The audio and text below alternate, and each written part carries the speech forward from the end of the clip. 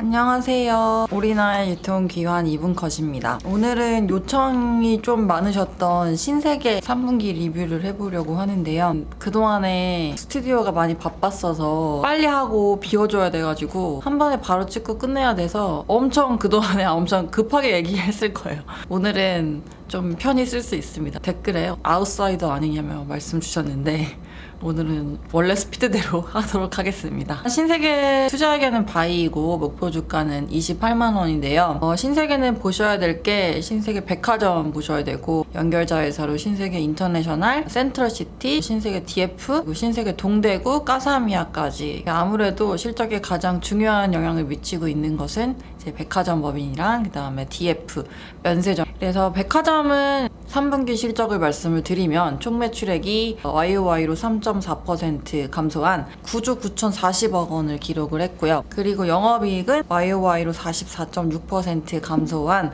281억 원을 기록했습니다. 일단 백화점은 8월 초반까지는 영업 흐름이 굉장히 좋았던 걸로 보였었는데 8월 16일부터 2.5단계에 돌입을 하면서 영향이 있다 보니까 9월 중순까지 한 마이너스 14% 정도로 이제 역신장을 보였던 대신에 9월 14일부터 9월 말까지는 한 18%가량 성장을 해서 전체적으로 3분기 총 매출액 같은 경우는 이제 3.4% 감소했다. 근데 매출액 감소한 거 폭 대비해서 영업이 빠진 폭이 조금 더 컸는데요.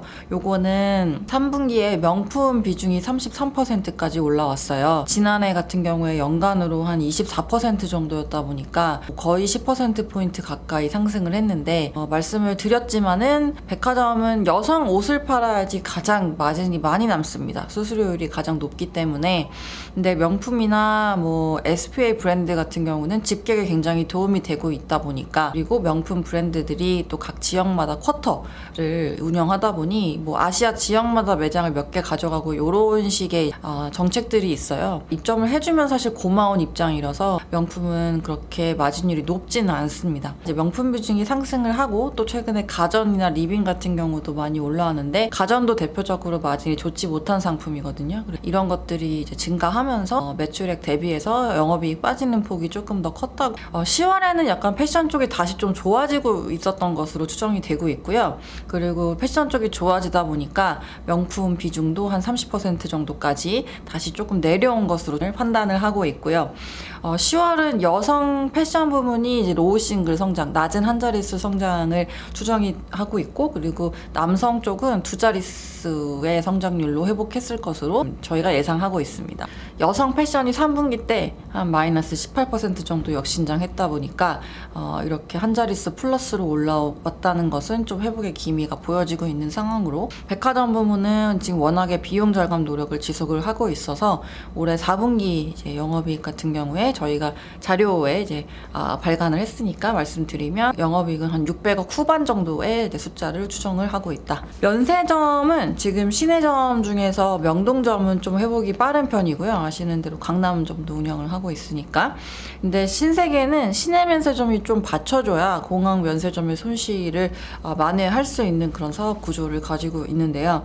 면세점 매출액의 대부분이 이제 화장품 카테고리고, 그리고 면세 매출액을 구매하시는 분들도 거의 90% 넘게 중국의 보따리상이라 불리는 따이꼬들이기 때문에 이 신상 재고를 확보하는 게 굉장히 중요합니다. 왜냐면 이 따이꼬 보따리상 분들이 얼마나 많은 재고를 한꺼번에 많이 조달할 수 있는지가 이제 면세점의 구매 여부를 판단하는 기준이 되기 때문에 이제 그런 것들에 힘을 많이 쏟고 있고요. 그리고 공항 면세점 같은 경우는 이제 아시는 대로 관세청이 굉장히 많이 코로나 때문에 어려움을 겪고 있다 보니까 면세 업계의 그런 의견들을 반영을 해서 감면을 해줬고요, 임대료를. 그래서 7, 8월 달에는 신세계는 50% 감면을 받았고, 그리고 9월부터는 이제 아예 매출 연동으로 바뀌었기 때문에, 한시적이긴 하지만 이제 그렇게 바꿔놨기 때문에 한 300억 원 정도 감면 받은 것으로 추정을 하고 있습니다. 그래서 4분기에는 한 900억 정도 감면을 받을 수 있을 것 같고요. 기본적으로 지금 매출액이 안 나오다 보니 공항 여객이 거의 없어서, 그래서 4분기에는 저희가 면세점 부문은 투자 전환을 해서 150억 정도 영업이익 내는 것으로. 작년에 4분기에 워낙에 잘했었다 보니까 그때 컨센서스를 상회하는 실적을 냈었거든요. 그래서 YOY로는 40% 43.5% 정도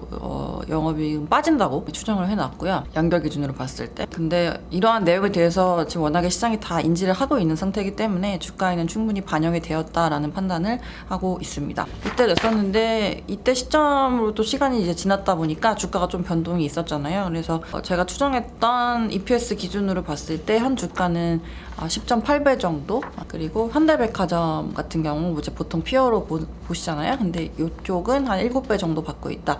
갑자기 오늘부터 좀 추워지고 날씨도 뭔가 우울한데 즐거운 주말 보내시고 여러분들 다음 주에 뵙도록 하겠습니다. 그러면은 오늘도 즐거운 저녁 보내세요, 여러분. 안녕히 계세요.